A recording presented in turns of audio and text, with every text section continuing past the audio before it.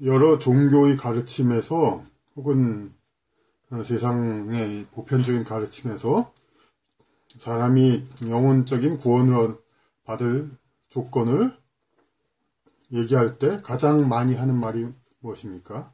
착해야 된다고 그러죠. 그래서 흔히 우리 사회에서도 또 그런 가치를 많이 주입받았습니다. 사람이 지식만 많으면 뭐하냐? 또 잘났다고 그러면 뭐하냐? 착해야 된다. 일단 남을 위해 자기를 희생하고 남을 위할 줄 알아야 된다. 그런 이야기들을 많이 합니다. 그러니까 지식을 보다도 착해한 것이 더 중요하다. 물론 맞습니다. 우리 사회의 구성과 다른 그 사람을 제외한 다른 사람들의 모든 위해서는 다른 사람들의 어떤 행복을 위해서는 물론 좋습니다.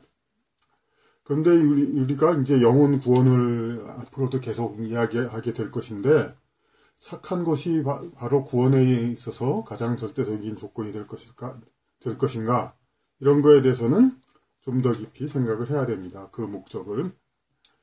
우선 착하다는 것은 남을 위해서 모든 것을 봉사하고 해줄 수 있는 것 이런 것은 관계적인 서로 업보를 해소하는데 가장 효과적입니다. 그러니까 과거의 전쟁에 자기가 신세를 졌거나 해를 주었던 상대방에게 자기가 베풀거나 혹은 해를 받았어도 너그럽게 참아주는 것 이런 것은 이제 업보를 해소하는데 아주 유용하고 중요합니다. 그러니까 필요 조건은 분명됩니다. 그러니까 영혼 구원에 있어서 근데 이제 충분 조건이 되느냐 이런 것이 앞으로의 문제이죠. 근데 이 착한 그러니까 남을 위해 희생하면 좋은 걸로만 우리는 항상 얘기를 들어왔는데 그런데 이제 특히 윤회를 가르치는 불교 같은 데서도 그렇게만 해왔습니다. 그런데 근래의 어떤 영적인 어떤 그 추적의 그런 그 업보를 추적하는 그런 연구에 따르면은 이런 경우도 있습니다. 너무 남을 위해서 많이 해주고 그러다 보니까 그것을 되받아야 됩니다. 되받아야 되는데 그것을 어떤 정상적인 방법으로는 금방 되받기가 어렵습니다. 그러니까 어떻게 되받냐? 장애인으로 태어나서 주변 가족, 어쩔 수 없이 자기를 위해서 희생해야 할 가족과 주변 사람들에게 많은 봉사를 받습니다. 그렇게 함으로써 업을 이제 상쇄시킵니다. 혹은 이제 그러한 이제 그 후생의 탄생이 아니더라도 우리 보면은 이제 노부모가 그러니까 말년에 중풍이나 여러 가지 불치병을 해서 이제 뭐 좀 거북한 얘기지만은 이제 금방 돌아가시면은 자식들이 편하지만은 한 4, 5년 그렇게 뭐 긴 병에 효자 없다고 그렇게 자식들한테 많은 이제 짐을 주고 그러다 돌아가시는 경우가 많습니다. 그런 경우는 물론 아주 오래되면은 또 아까 말씀드린 그런 가족에 많은 문제가 생기지만 오히려 초반부에는 그런 경우도 못했던 효도를 하는 기회가 됩니다. 형제들, 자식들도. 그러니까 결국은 자식이기나 가족을 위해서 너무 희생을 한 사람, 그런 부모가 후생에 되갚으려고 너무 그러지 않고 현생에 이제 받아 가져가시려고 그러려고 이렇게 아프고 그러니까 병치를 하고 그런 경우가 있는 것입니다. 그러니까 업을 해소하기 위해서. 그러니까 저희 생애를 넘는 경험에서 지혜를 구하다 책에도 나왔습니다만은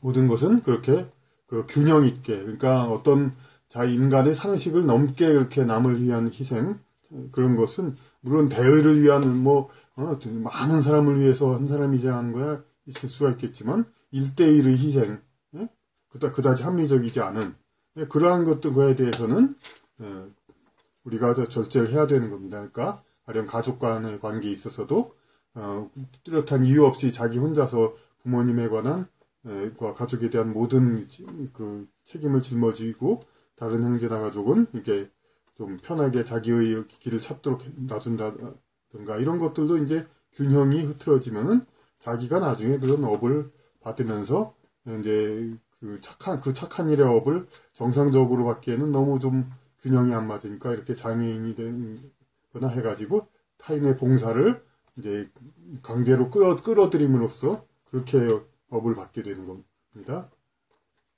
이게 착한 것으로 안 된다는 말은 이제 기독교에서 많이 오히려 얘기하죠. 찬송가에도 있듯이 마음과 뜻과 행동이 깨끗하고 착해도 안 된다는 겁니다. 주 예수님을 믿어야 한다.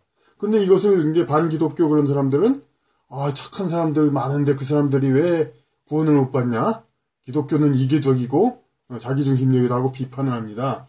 하지만 그 비판하는 사람들이 오히려 그 어떤 인류 역사상의 지배 이데올로기에 오히려 물든 사람들입니다. 그러니까 백성들은 남을 위해서 착해야 된다. 무슨 지식이나 지혜를 기를 노력은 하지 않아도 되고 착하게 자기 희생만 하면 된다. 이런 세뇌 교육을 받았기 때문에 그런 얘기를 합니다.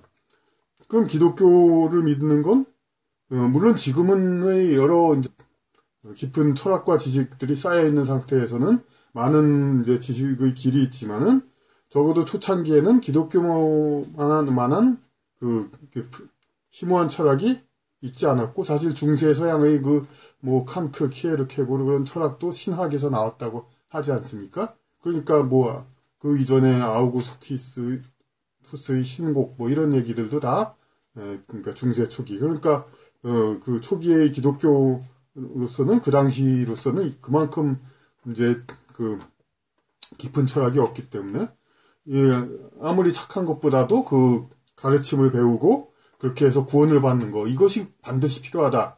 이것을 충분히 가르쳐야 될 필요가 있는 것입니다. 그러니까 지금도 당연히 그렇습니다. 자기가 그냥 그 교회의 인도 아니고도 그냥 깊은 지식을 스스로 파헤칠 그런 능력이 되거나 되지 않거나 시간이 없는 사람은 특히 이제 어떤 바쁜 생업 그런데 많이 이제 종사하시는 분들 그런 분들은 기독교의 철학을 가장 합리적인 방법 중에 하나입니다. 물론 다른 종교도 마찬가지고요. 이 글자를 아십니까? 그러니까 이 글자하고 이 글자는 아마 다들 아실 겁니다. 그런데 이 전체 글자는 그러니까 아시는 분이 그렇게 많지 않을 건데 뭐냐면 이게 벌레충에다 의로운 의자, 벌레충에 개미 의자라는 겁니다. 개미처럼 희생과 봉사가 많이 하는 동물이 없죠, 진짜. 저 전체와 남들, 동료와 타인들을 위해서 자기의 희생을 의롭게 희생하는 그러한 곤충, 벌레입니다. 의로운 벌레, 그래서 개미.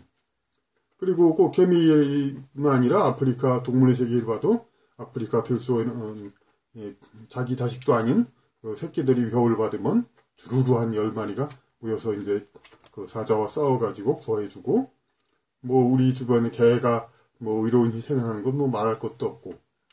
그런데 이런 인간 아니고도 이렇게 의로운 행위를 하면서도 어떤 지적인 그런 면에서는 아직 미달이었기 때문에 동물로서의 그런 생을 살고 있는 것입니다. 물론 이제 그 동물들이 또 의로운 희생을 해서 특히 개가 의로운 희생을 하면 그 후생은 좀 더 영광스럽게 점차 되겠죠. 하지만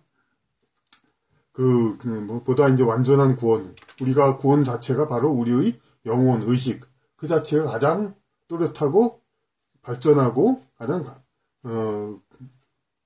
커가는 것, 진화하는 거기 때문에 그 의식 자체가 바로 판단과 모든 그 지혜 그런 것을 다 기르는 겁니다. 그러니까 지적인 능력을 기르는 것, 이것이 어떤 구원을 위해서 필요한 것이고 착한 것은 물론 필요 조건은 되지만 충분 조건은 되지 않는 것입니다. 그러니까 여러분들 우리 앞으로 이런 영성적인 지혜를 계속 공부할 분들은 어떤 지혜를 통한 지식 기르기. 거꾸로 됐군요. 지식을 쌓는 과정을 통한 지혜를 기르기.